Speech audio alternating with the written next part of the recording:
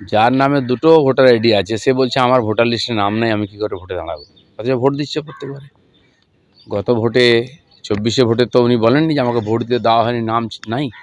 তাহলে তো সেই জন্য এই যে এসআইআর বা ভোটার লিস্ট সংশোধন ইত্যাদি নিয়ে বাংলাদেশি ভোটার বার করা নিয়ে সারা দেশেতে যে অভিযান চালাচ্ছেন নির্বাচন কমিশন, তার বিরুদ্ধে বিরোধী নেতারা যারা যারা বলছেন সবই মিথ্যা কথা বলছেন। রাহুল গান্ধী থেকে আরম্ভ করে তেজস্বী যাদব প্রমাণ হয়ে যাচ্ছে, নির্বাচন কমিশনই প্রমাণ দিয়ে দিচ্ছে। তো এর বলার উদ্দেশ্য কি, এনিহাও এটাকে আটকে আর যারা ভুয়ো ভোটার আছে সেই লাভটা নিয়ে ক্ষমতায় আসে। বিরোধী দলগুলো যেভাবে বিরোধিতা করছে এসআইআর নিয়ে, তাহলে পাল্টা স্ট্র্যাটেজি আপনাদের কি থাকবে? বিরোধিতা করলে কি হবে? নির্বাচন কমিশন তার কাজ করেছে, বিহারে বিরোধিতা করে আটকাতে পেরেছে, কাজ তো হয়ে গেছে। সেরকম সারা দেশেতে এইভাবেই হয়ে যাবে। নয়ডায় ভুয়ো থানা খুলে প্রতারণার অভিযোগে গ্রেপ্তার তৃণমূল নেতা বীরভূমে। থানা খুলে বাংলার মানুষ কত তেজস্বী দেখুন, বাংলা থেকে গিয়ে নয়ডায় থানা খুলে ফেলছে। লোকে কল সেন্টার খোলে, অন্যান্য ফ্রড হয় না রকম দেখি, অফিস খুলে আই কার্ড বানিয়ে দিচ্ছে, কিন্তু পুরো থানাই খুলে ফেলেছে। আর পশ্চিমবাংলায় থানাতে পুলিশই নাই, থানা বলে কিছু নেই, খুঁজেই পাওয়া যায় না। আসলে এখানে টিএমসির নেতারা থানা চালিয়ে চালিয়ে এত এক্সপার্ট হয়ে গেছে, সারা ভারতবর্ষে এখন থানা খুলছে গিয়ে। দেগঙ্গায় ভোটার তালিকায় বাংলাদেশের নাম যুক্ত করে অভিযোগে তৃণমূল নেতার বিরুদ্ধে বাংলাদেশি নাম যুক্ত করে। দেখুন, বাংলাদেশি নাম তো এমনি এমনি যুক্ত হয়নি, কেউ না কেউ চেষ্টা করছে, বিভিন্ন এজেন্সি আছে তারা করছে, টিএমসির নেতারা করছে, পুলিশ করছে, এবং সরকারি অফিসাররাও এই কাজটা করছে কারণ নির্দেশে। সেই যে নোটিশ এসেছে ডব্লিউবিসিএসদের বিরুদ্ধে, তার থেকে বোঝা যাচ্ছে এটা। দাদা, আজকে রাহুল গান্ধী নির্বাচন কমিশনের বিরুদ্ধে আজকে পার্লামেন্ট থেকে নির্বাচন কমিশন অব্দি ইন্ডিয়া জোট নিয়ে প্রতিবাদ মিছিল করবে। উনি তো একবার সারা ভারত পরিক্রমা করে এলেন, কী হলো? কাজ নাই কাজ তো খই ভাজ। উনি কিছু করে সময় নষ্ট কাটাচ্ছেন আর মিডিয়াকে একটুখানি জায়গা দিচ্ছেন। 2 বছর পর বিজেপির যে সেখানে দুর্গাপুজো হবে, এবং এটা কি কোথাও গিয়ে তৃণমূলের যে ভাষা আন্দোলন তার পাল্টা চাল?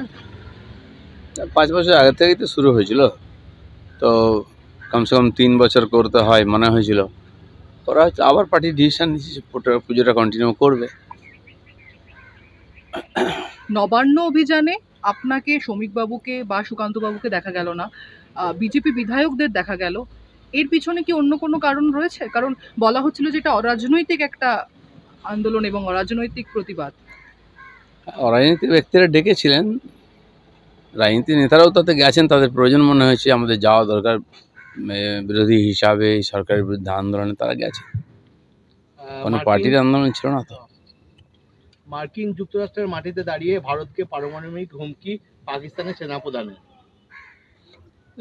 পাকিস্তানের লোকেরা খেতে পাচ্ছে না, চিকিৎসা নেই, শিক্ষা নেই, যাতায়াত ব্যবস্থা নেই, কিছু নেই, তো তারা এইসবের মধ্যেই আছে। দিয়ে ওখানকার সাধারণ মানুষ যে একটু বেশি ভারতের বিরুদ্ধে আবেগে ভাসে, সেই দেখিয়ে রাজনীতি করার চেষ্টা হচ্ছে। আর দেশটা কী অবস্থায় আছে, গত 10 বছরে তো কোথা থেকে কোথায় চলে গেছে, সারা দুনিয়া এগিয়ে যাচ্ছে, আর পাকিস্তান কী করছে? তো সেই জন্য এই ধরনের সেনাপ্রধান যে ধরনের কথা বলছে, নিজে একজন টেররিস্ট ক্রিমিনাল, তার কাছ থেকে অন্য ভাষা তো আশা করা যায় না। বিহারের উপমুখ্যমন্ত্রীর নামে 2টি ভোটার আইডি থাকায় কমিশনের নোটিশ। যার নামে দুটো ভোটার আইডি আছে সে বলছে আমার ভোটার লিস্টে নাম নেই, আমি কি করে ভোটে দাঁড়াবো? অথচ ভোট দিচ্ছে প্রত্যেকবারে। গত ভোটে 24-এ ভোটে তো উনি বলেননি যে আমাকে ভোট দিতে দেওয়া হয়নি, নাম নাই। তাহলে তো সেই জন্য এই যে এসআইআর বা ভোটার লিস্ট সংশোধন ইত্যাদি নিয়ে বাংলাদেশি ভোটার বার করা নিয়ে সারা দেশেতে যে অভিযান চালাচ্ছেন নির্বাচন কমিশন, তার বিরুদ্ধে বিরোধী নেতারা যারা যারা বলছেন সবই মিথ্যা কথা বলছেন। রাহুল গান্ধী থেকে আরম্ভ করে তেজস্বী যাদব প্রমাণ হয়ে যাচ্ছে, নির্বাচন কমিশনই প্রমাণ দিয়ে দিচ্ছে। তো এর বলার উদ্দেশ্য কি, এনিহাও এটাকে আটকে আর যারা ভুয়ো ভোটার আছে সেই লাভটা নিয়ে ক্ষমতায় আসে। বিরোধী দলগুলো যেভাবে বিরোধিতা করছে এসআইআর নিয়ে, তাহলে পাল্টা স্ট্র্যাটেজি আপনাদের কি থাকবে? বিরোধিতা করলে কি হবে? নির্বাচন কমিশন তার কাজ করেছে, বিহারে বিরোধিতা করে আটকাতে পেরেছে, কাজ তো হয়ে গেছে। সেরকম সারা দেশেতে এইভাবেই হয়ে যাবে। নয়ডায় ভুয়ো থানা খুলে প্রতারণার অভিযোগে গ্রেপ্তার তৃণমূল নেতা বীরভূমে। থানা খুলে বাংলার মানুষ কত তেজস্বী দেখুন, বাংলা থেকে গিয়ে নয়ডায় থানা খুলে ফেলছে। লোকে কল সেন্টার খোলে, অন্যান্য ফ্রড হয় না রকম দেখি, অফিস খুলে আই কার্ড বানিয়ে দিচ্ছে, কিন্তু পুরো থানাই খুলে ফেলেছে। আর পশ্চিমবাংলায় থানাতে পুলিশই নাই, থানা বলে কিছু নেই, খুঁজেই পাওয়া যায় না। আসলে এখানে টিএমসির নেতারা থানা চালিয়ে চালিয়ে এত এক্সপার্ট হয়ে গেছে, সারা ভারতবর্ষে এখন থানা খুলছে গিয়ে। দেগঙ্গায় ভোটার তালিকায় বাংলাদেশের নাম যুক্ত করে অভিযোগে তৃণমূল নেতার বিরুদ্ধে বাংলাদেশি নাম যুক্ত করে। দেখুন, বাংলাদেশের নাম তো এমনি এমনি যুক্ত হয়নি, কেউ না কেউ চেষ্টা করছে, বিভিন্ন এজেন্সি আছে তারা করছে, টিএমসির নেতারা করছে, পুলিশ করছে, এবং সরকারি অফিসাররাও এই কাজটা করছে কারণ না কারণ নির্দেশে। সেই যে নোটিশ এসেছে ডব্লিউবিসিএসদের বিরুদ্ধে, তার থেকে বোঝা যাচ্ছে এটা। দাদা, আজকে রাহুল গান্ধী নির্বাচন কমিশনের বিরুদ্ধে আজকে পার্লামেন্ট থেকে নির্বাচন কমিশন অব্দি ইন্ডিয়া জোট নিয়ে প্রতিবাদ মিছিল করবে। তো উনি তো একবার সারা ভারত পরিক্রমা করে এলেন, কী হলো?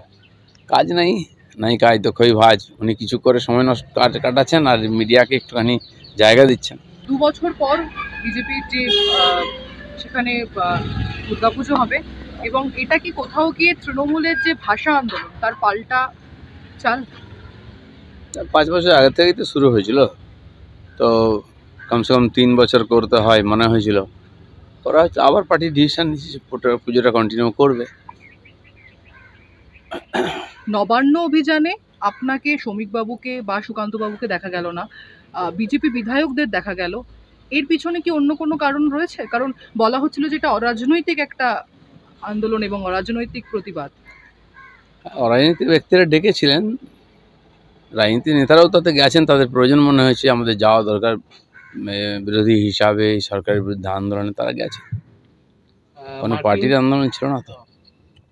মার্কিন যুক্তরাষ্ট্রের মাটিতে দাঁড়িয়ে ভারতকে পারমাণবিক হুমকি পাকিস্তানের সেনাপ্রধানের। পাকিস্তানের লোকেরা খেতে পাচ্ছে না, চিকিৎসা নেই, শিক্ষা নেই, যাতায়াত ব্যবস্থা নেই, কিছু নেই, তো তারা এইসবের মধ্যেই আছে। দিয়ে ওখানকার সাধারণ মানুষ যে একটু বেশি ভারতের বিরুদ্ধে আবেগে ভাসে, সেই দেখিয়ে রাজনীতি করার চেষ্টা হচ্ছে। আর দেশটা কী অবস্থায় আছে, গত 10 বছরে তো কোথা থেকে কোথায় চলে গেছে, সারা দুনিয়া এগিয়ে যাচ্ছে, আর পাকিস্তান কী করছে? তো সেই জন্য এই ধরনের সেনাপ্রধান যে ধরনের কথা বলছে, নিজে একজন টেররিস্ট ক্রিমিনাল, তার কাছ থেকে অন্য ভাষা তো আশা করা যায় না। বিহারের উপমুখ্যমন্ত্রীর নামে 2টি ভোটার আইডি থাকায় কমিশনের নোটিশ। যার নামে 2টো ভোটার আইডি আছে, সে বলছে আমার ভোটার লিস্টে নাম নেই, আমি কী করে ভোটে দাঁড়াবো? অথচ ভোট দিচ্ছে প্রত্যেকবারে। গত ভোটে 24-এ ভোটে তো উনি বলেননি যে আমাকে ভোট দিয়ে দেওয়া হয়নি, নাম নাই।